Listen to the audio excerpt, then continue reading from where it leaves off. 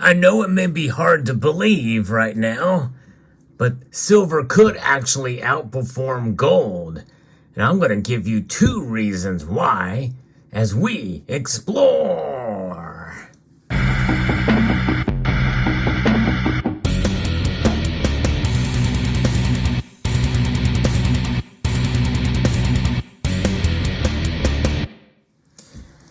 In this little exercise, we're going to discuss two different areas where we could see silver outperform gold. Now, for the most part, it's not been the case, hence why we have such a high gold to silver ratio. But there are two scenarios where this could play out to the upside for silver to outperform gold over the long course of time. I think we may see that ratio narrow down and maybe even get down to 60 to 1 or maybe even less as time goes on. But it's going to require some things to happen first. The first one I'm going to talk about is actually some technical analysis, which I really don't get into very often. But this is from a market analyst over Forex.com that gives us some insight as to some of the technical analysis and the moving day averages that very well could lend itself to silver outperforming gold. We have seen a weakening in the last couple of weeks following gold's impressive 7% plus gains that we saw in October. Although silver has not done quite as well, it's only risen about 3%.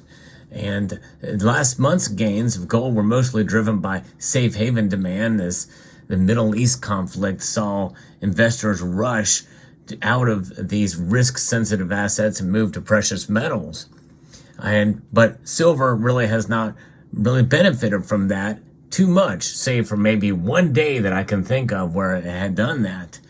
But the signs for peak inflation around the world are really coming to play here, and we're seeing a baking in, essentially, of the markets even into next year, where we may see the Federal Reserve lower rates, maybe late spring, then we may see that. With yields declining, dip buyers are lurking, so watch out for a bullish reversal as both gold and silver test key support levels. And so supporting the thesis that silver may outperform gold, the gold to silver ratio has been banging an overhead resistance around the 87 to 88 range for the past couple of weeks, following the big rally in September and October. But resistance has held here, suggesting that silver could be about to outshine gold on the long side, not on the short side. And essentially what that means is that for the times when there's price dips, we may see it fall less than gold. We have seen that from time to time where that has been the case, where it's fallen less than gold. So we have to look at the technical analysis of both gold and silver to really kind of fully understand this. Earlier lows after testing the top of the key short-term support range between 2220 and 2240, this area has been supported by in the past before a sharp breakdown in October before it failed to materialize into anything major. So silver bulls quickly reclaimed their lost ground as a result of that and are now trying to defend it again as price tests in a zone up above. So we want to see is a bullish point of view in the formation of a bullish looking candle on the daily time frame to provide the green signal for the bulls waiting to jump on board. If such a signal was not seen, then the wait must continue, given that there's no clear directional bias on silver prices at the moment, given the fact that silver is below the 200-day moving average. And so that is where the backdrop for silver. But what's going to really see is where the new trading area for gold could be. And that is really going to be what the mover is here for this reason, number one.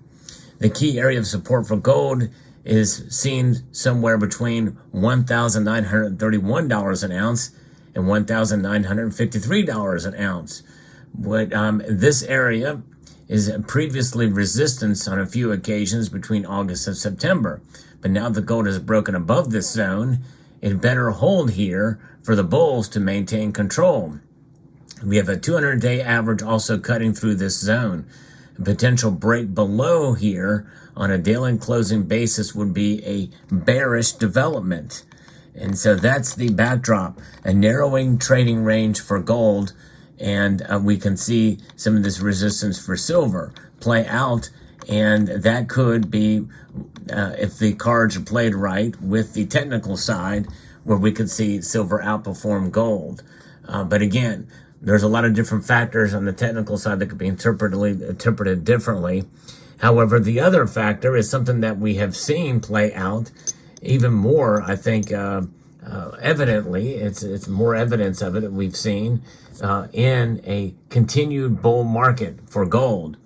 If we were to see a continued bull market for gold, which is likely now, because even though it's trading near $2,000 an ounce, there's a lot of things that are pushing gold to go higher now, I think, even than silver. And silver could follow suit. In other words, we very well could see $2,100 gold on a regular basis next year. And I think silver very well could follow that and break on through and outperform it to the upside in that kind of environment.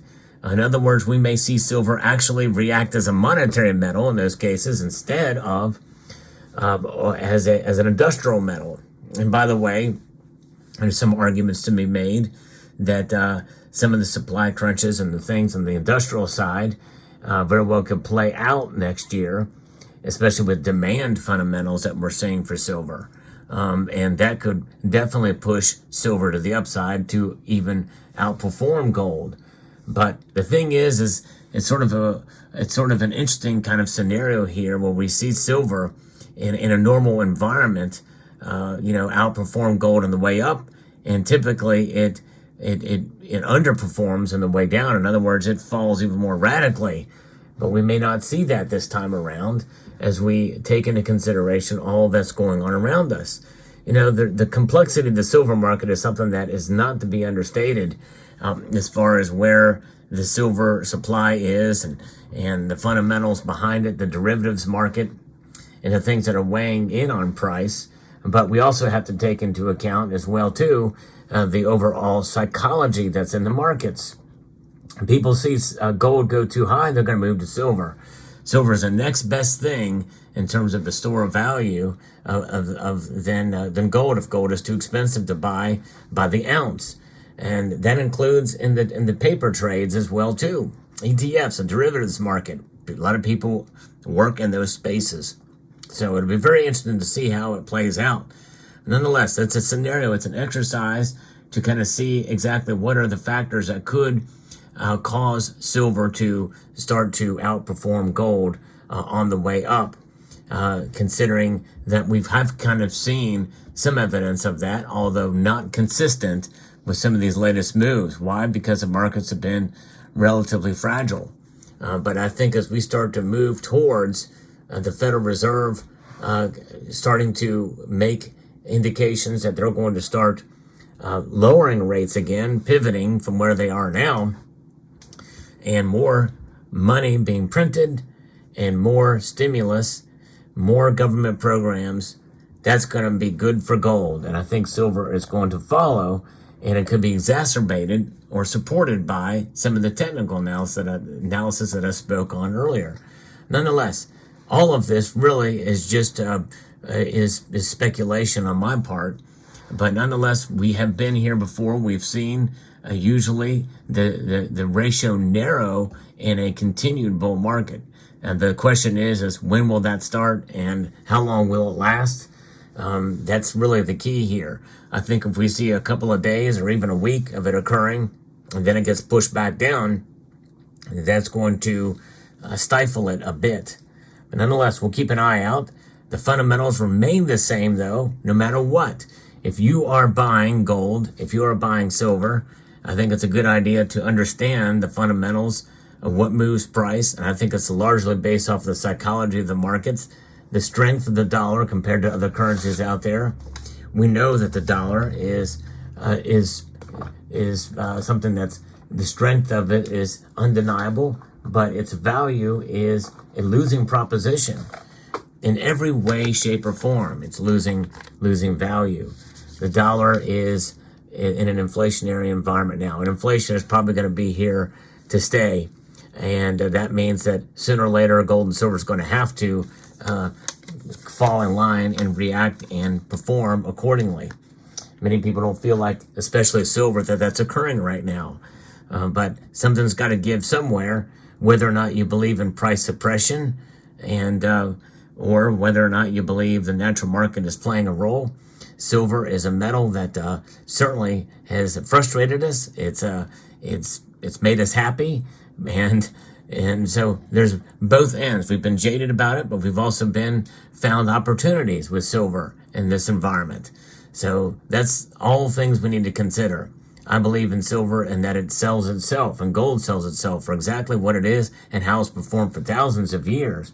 Sometimes we even have to look past the noise of day-to-day price movements and honestly, the price in general, just for the matter of what it is and the amazing aspects of the metal that stand and have stood the test of time.